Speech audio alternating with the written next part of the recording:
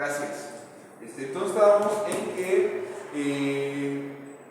la población de la Ciudad de México no le afecta. Ciertas zonas no genera mayor conflicto que no haya culto católico, pero en ciertas partes del país donde la población realmente es muy fervorosa desde el punto de vista religioso, por no decir mucho conservadora, y esas personas se ponen del lado de la jerarquía católica, en contra del gobierno de Calles. Pero mientras que la iglesia, mientras que los sacerdotes se limitan solamente a suspender los cultos, son una medida totalmente pacífica, la población de plano toma las armas y se rebela en contra del gobierno de Calles para obligarlo a que eche para atrás todas sus medidas anticlericales. En su mayoría son campesinos que toman las armas con escasa o nula experiencia militar, si saben usar sus armas, pero no que las sepan usar en combate. A lo mejor las saben usar para cazar algún animal, pero no es lo mismo cazar un animal que cazar un ser humano que también te dispara, o peor aún, saberlas usar además como una unidad de combate. Pero igual se levantan armas y pasa algo muy interesante. En principio, el levantamiento armado es por un factor totalmente religioso, que la iglesia no tenga que obedecer estas reglas de Calles. Sin embargo, intervienen más factores incluso contradictorios.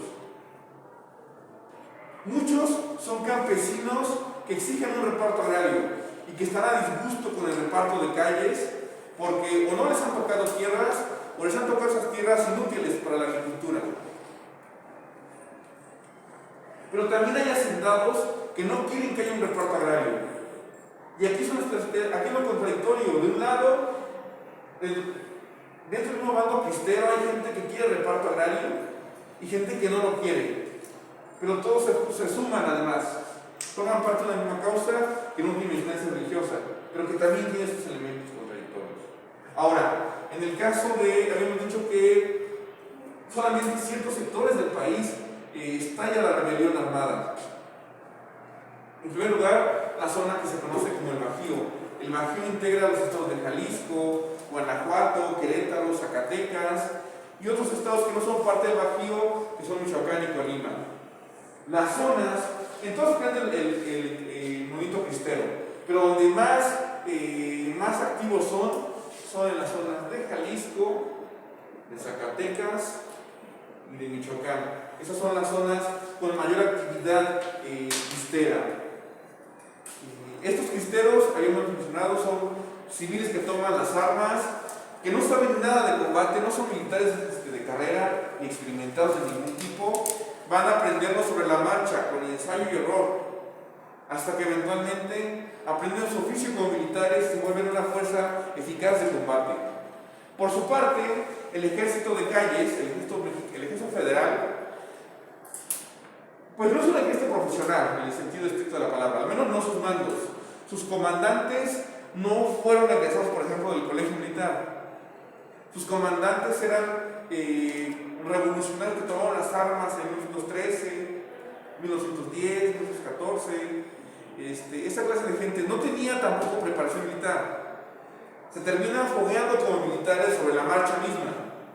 Para este momento, 1926, ya son militares, si no profesionales, cuando no se son experimentados, ya conocen su oficio, saben de lo que se trata. Desde el punto de vista de preparación, están mejor preparados que los cristeros. La desventaja es que la corrupción, que ya vimos, por ejemplo, en el caso de la CROM y otros sectores, los campesinos, etc., también está presente en el sector militar.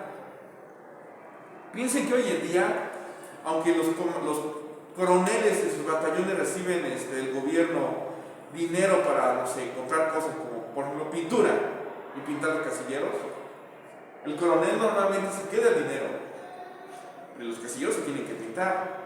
Entonces lo que hacen los sargentos es pues, pedir casi que la cooperacha entre la tropa, juntar el dinero y comprar la pintura. Pero eso es corrupción, de parte del coronel que se está clavando el dinero. Si eso pasa hoy con un ejército profesional, en aquel entonces, que no era un ejército profesional, con mayor razón. El ejército federal que enfrenta a los cristeros es un ejército carcomido por la corrupción. Corrupción a tal grado que, por ejemplo, los cristeros, para poder vender los que pueden dimensionar, los cristeros, la munición que ocupaban, se la compraban al ejército federal. Se la compraban al enemigo. Y el ejército se la vendía a su enemigo. Y en aras de ganar más, los cristeros pues tampoco compraban cualquier munición. La de mejor calidad era la que le vendían a los cristeros, porque le podían sacar más dinero. Y la munición que usaban las tropas federales era la más chafa, la de última calidad, la ya casi caduca, tal cual. Los cartuchos que usaban los cristeros eran munición del 26, 27, mientras que los cartuchos que usaban los soldados eran del 23, 22. Entonces sí estaba seriamente plagado de corrupción el asunto. Entonces esa corrupción va a generar que, aunque es un ejército que ya está experimentado, pierda sus batallas, insisto, por un tema totalmente de corrupción. Le va a dar tiempo a los cristeros de entender cómo funciona, cómo deben operar como militares, cómo deben operar como unidades. Y eventualmente los cristeros van a ganar cada batalla que se presenten contra las tropas federales. En 1926, cuando está el levantamiento, pues son batallas que a veces pierden los cristeros, a veces pierden los federales, pero ya para 27, 28 y 29, batalla que se libre, batalla que ganan los cristeros. Eso no significa que las cosas no sean fáciles, pero no sean difíciles para los cristeros.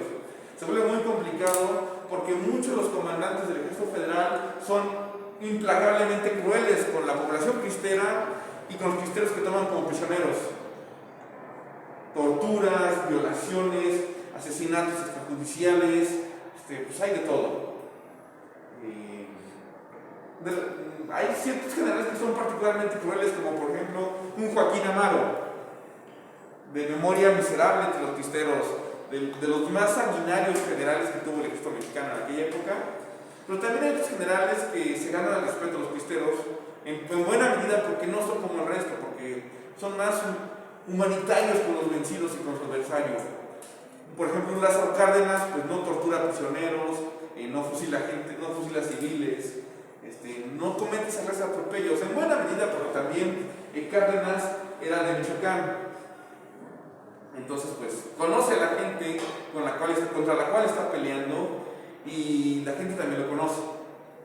Era humanitario, sí. La gente en Michoacán, incluso el enemigo sentía aprecio por Cárdenas, incluso considerando que Cárdenas no era un buen comandante. Todas las batallas que libró contra los cristeros, todas las perdió. Cada emboscada en la que le ponían, emboscada en la que caían. No había una buena de parte de Cárdenas.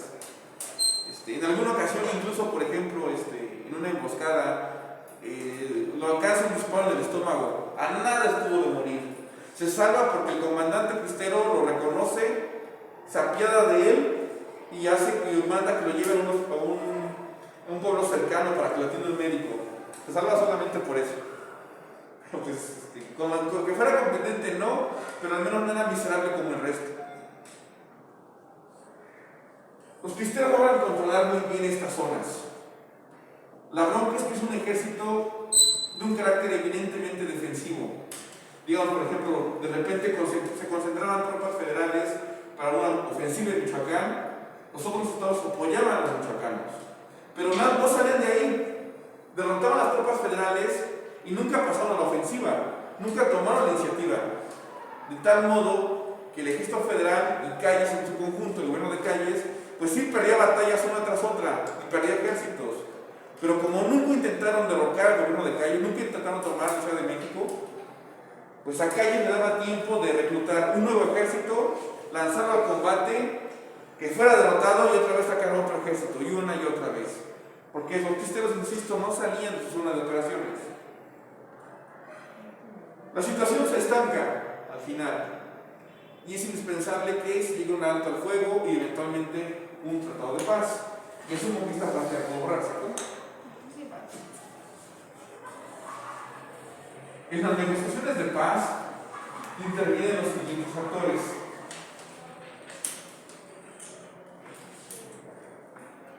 Interviene, en primer lugar, el gobierno de Calles, que tiene todo el sentido del mundo, que es el que empezó la bronca.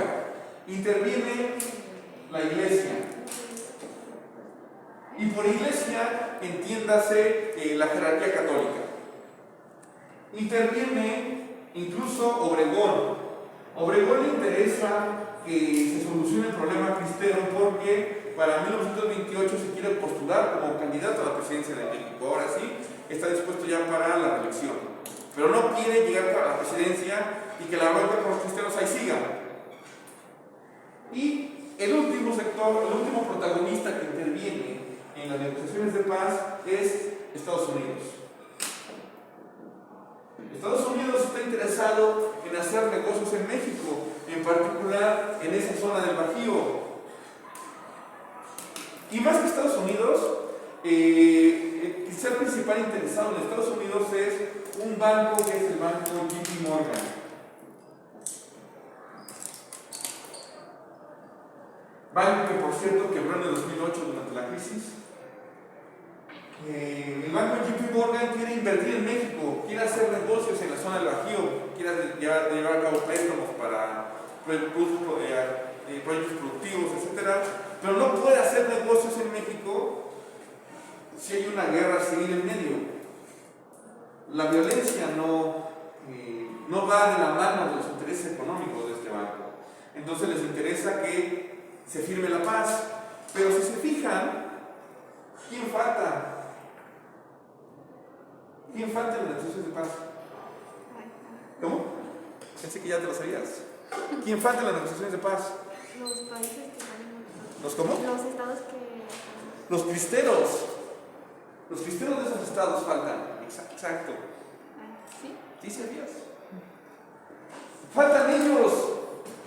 En las negociaciones de paz no fueron consultados, no fueron integrados. Y son además los que obligan al gobierno a sentarse y negociar. Pero no están presentes. En esas negociaciones se acuerda lo siguiente. Por un lado, el gobierno de Calles se comprometía a respetar la autonomía religiosa.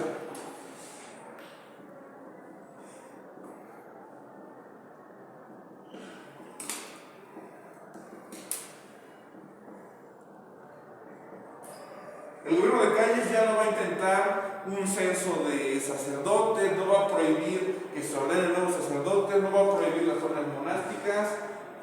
Todo lo que quiera hacer la iglesia al interior de la iglesia lo va a poder hacer sin problemas. Ya el gobierno renuncia a esa parte, pero la iglesia también tiene que hacer renuncias. Una serie de concesiones que da la iglesia. La iglesia, por ejemplo, renuncia para siempre a hablar de política.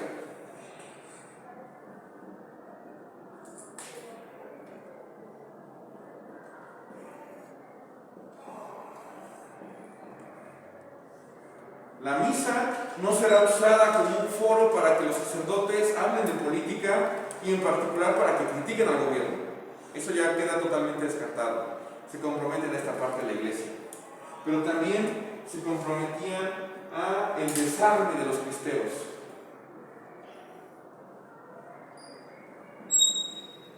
Es decir, los cristeros tenían que entregar sus armas al gobierno de Calles.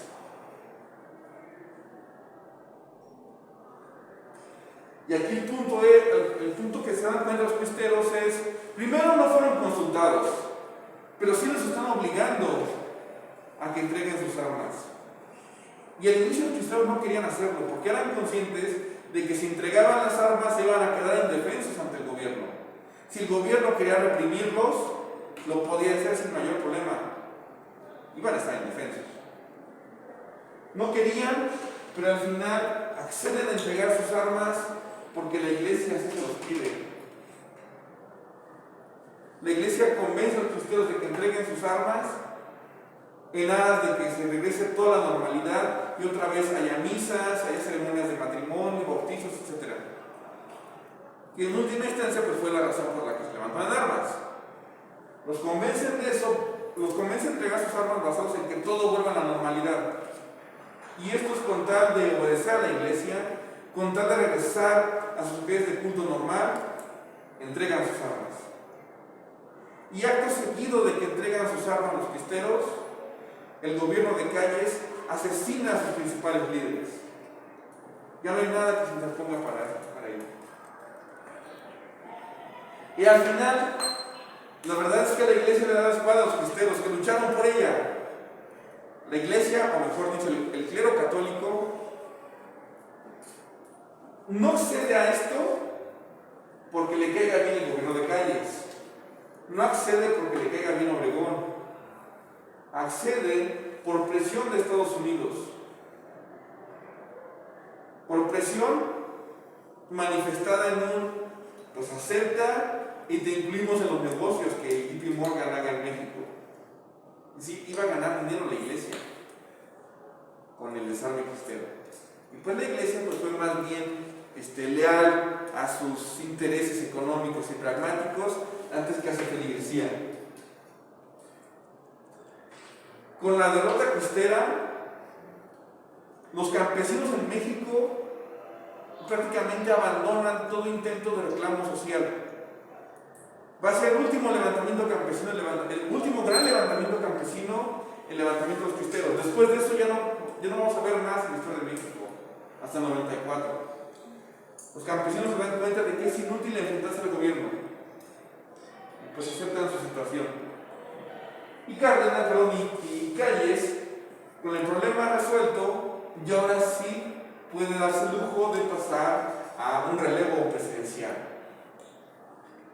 Que va a ocurrir, o tendría que haber ocurrido en 29, justamente el año que se derrota a los cristeros, el año que se pone fin a la rebelión cristera. ¿Hasta aquí alguna duda? No. ¿Seguros? Entonces pasamos a un nuevo tema. Si hoy nos va a dar tiempo para dos. Vamos a hablar de la formación del PNR, justamente en 1929.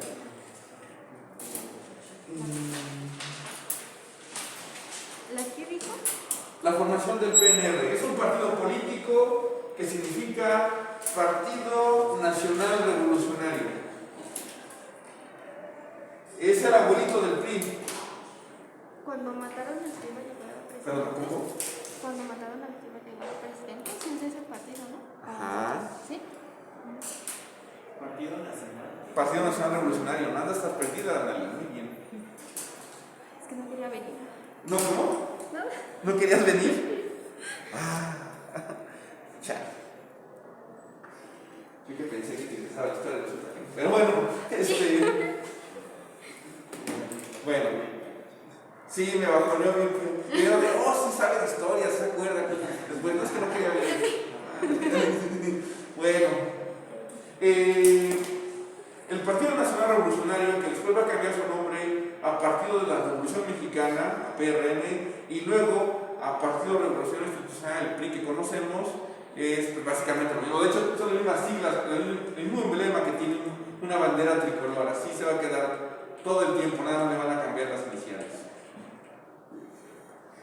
Una vez que termina la revuelta cristera, Obregón, ya como candidato a la presidencia, la gana. Logra reelegirse como presidente de México. Y para celebrar, se va al Parque de la Bombilla, que estaba en ese entonces a las afueras de la Ciudad de México. Hay una comida en su honor para festejar su triunfo, y ahí lo asesinan. Que mencionaban ahí. Lo asesinan en la fiesta.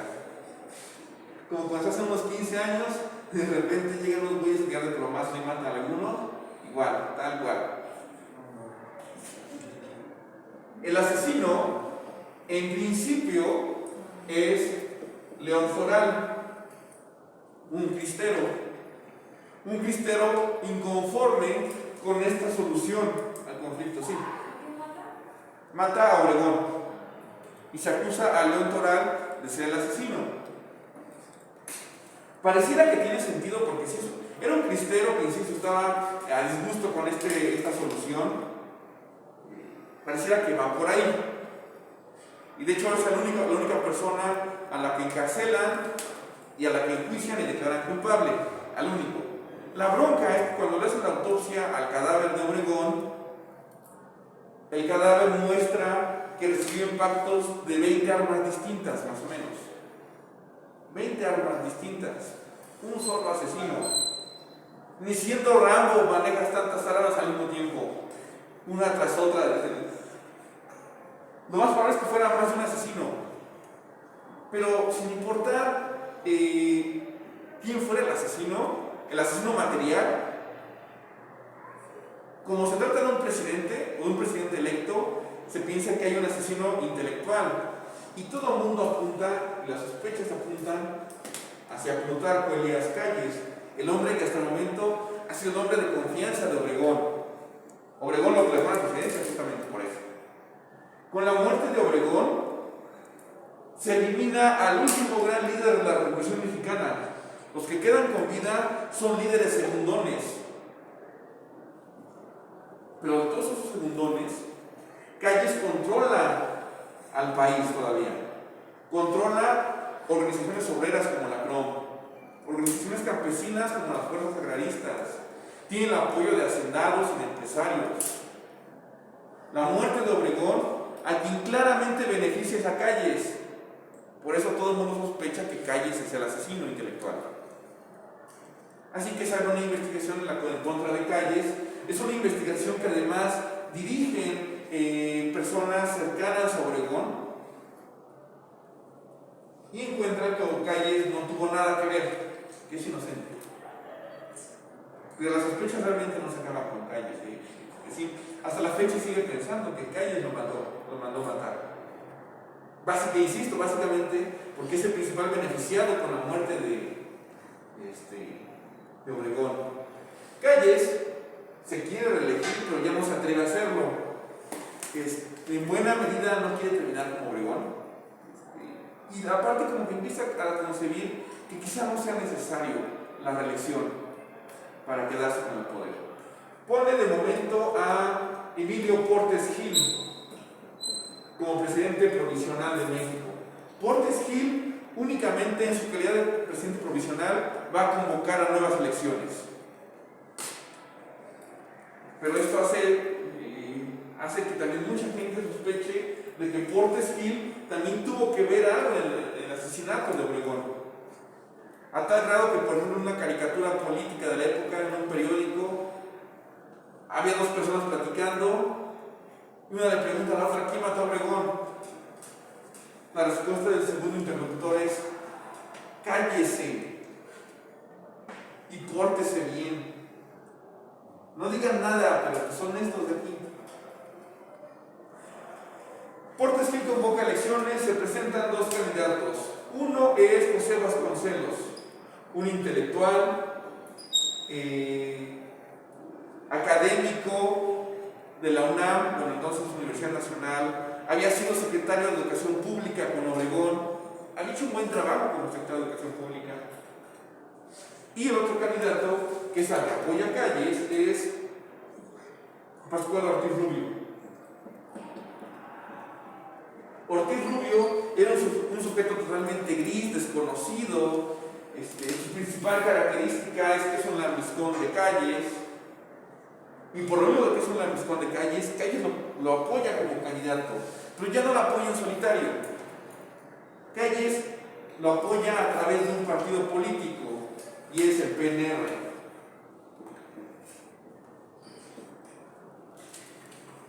Eso significa que Calles no es el único que lo apoya todo el aparato político del partido. El aparato político del PNR integra en primer lugar a militares, integra a los obreros,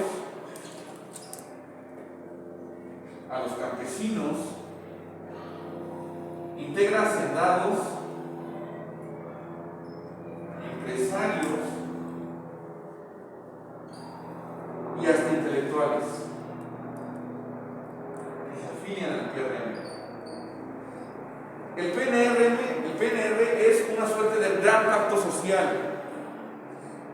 las principales fuerzas políticas y sociales del país se aglutinan en un solo partido para apoyar la candidatura de un hombre totalmente gris, que se convierte en el mejor candidato gracias a la magia del partido.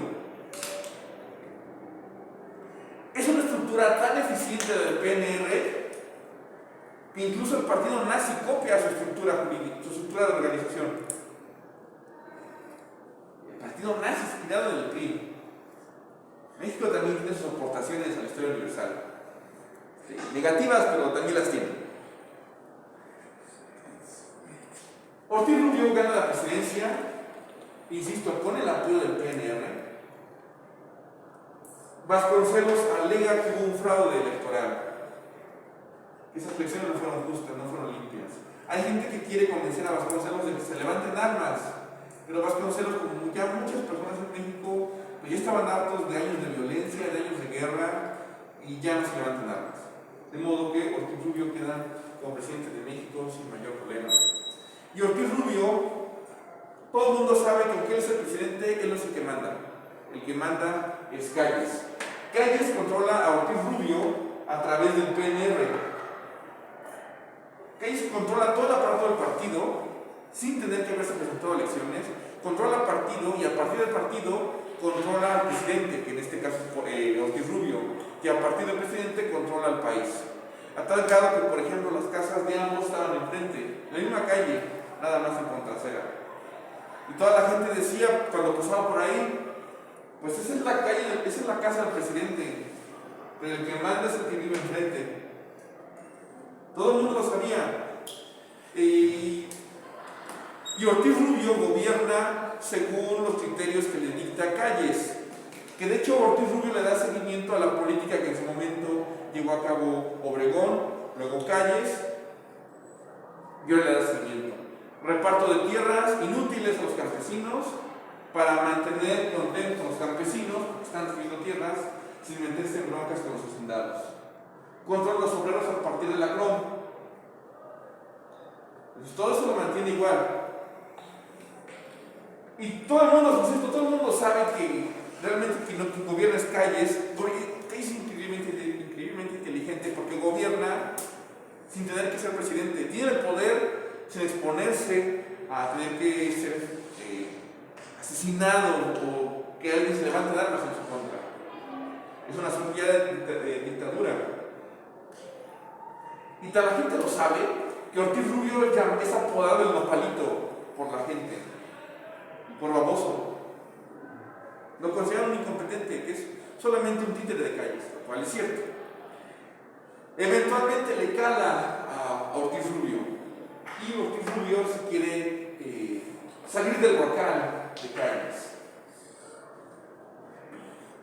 Decide empezar a tomar algunas medidas sin considerar a Calles, pero se está metiendo con Calles, el hombre que controla el PNR y en todos los elementos que vimos aquí.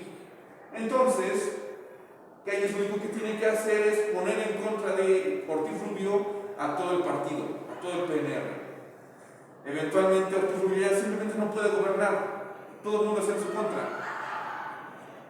y tiene que renunciar a la presidencia a los 2 años. Los últimos 2 años de su presidencia, el que gobierna México es Abelardo Rodríguez, otro lambiscón de Calles, bueno, otro hombre de confianza de Calles. Abelardo Rodríguez obedece en todo lo que le diga Calles. De hecho, Calles, insisto, es el que pone a Abelardo Rodríguez con el apoyo del partido, y Abelardo Rodríguez únicamente lo que hace es pues darle seguimiento. Lo mismo que hizo Obregón, lo mismo que hizo Calles, lo mismo que hizo Ortiz Rubio en su momento: controlar a los obreros a través de la CROM, repartir tierras inútiles, básicamente lo mismo. Ya empieza a haber una continuidad. El PNR, la creación del partido, empieza a institucionalizar la política pública en México, la vida pública. Se empieza, la formación del PNR ayuda a mantener las cosas en calma en el país. Aquí ya no hay nuevos levantamientos. De algún modo, el PNR pacifica al país. Insisto, es un gran pacto social. entre todas las fuerzas políticas en México. Pero pues es un pacto social que en última instancia dirige un solo hombre. Y como ese solo hombre lo dirige, esta etapa se empieza a conocer como, y se va a conocer como el maximato. Hay un jefe máximo que dirige a todo el país y al presidente a partir del partido político, del PNR. En 1934 termina la presidencia de Abelardo Rodríguez y se va a convocar a nuevas elecciones. En esas elecciones, otra vez, así como Calles en su momento puso a Ortiz Rubio y luego Abelardo Rodríguez va a poner a otro hombre de confianza, a Lázaro Cárdenas.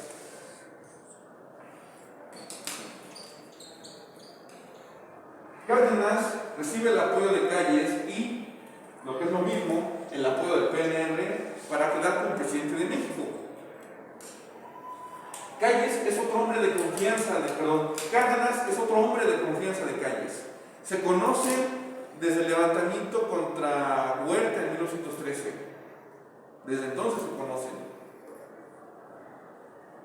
Ya llevan fácil 20 años trabajando juntos. Se tienen confianza uno en el otro.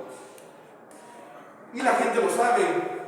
La gente espera que Cárdenas sea otro títere la gente espera que Cárdenas sea otro títere de Calles. Que lo obedezca en todo, como en su momento lo obedeció el Nopalito, como en su momento lo obedeció Abelardo Rodríguez. Esperan que sea lo mismo.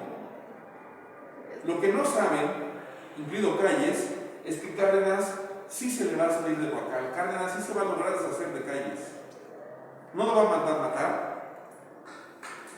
De hecho, lo va a expulsar de México, lo que ya refleja muy bien cómo han cambiado las cosas en el país, donde ya puedes eliminar a un enemigo político sin tener que matarlo. Pero lo que pasa con Cárdenas lo veremos en otra ocasión, la siguiente semana. Antes de que se empiecen a guardar sus cosas, es importante señalar que vamos a tener que hacer una pausa porque el mismo año que se crea el PNR, en 1929, ese mismo año estalla una gran crisis económica, la mayor crisis económica en la historia de la humanidad. Se conoce como la Gran Depresión, estalla en Estados Unidos y estalla luego de un periodo de prosperidad económica de 10 años. El mundo se enfrenta a una nueva gran crisis global. Ya enfrentó la Primera Guerra Mundial, ya enfrentó la pandemia de influenza de 1919 y ahora viene una crisis económica, una tras otra. Nosotros sabemos lo que es esto, una tras otra.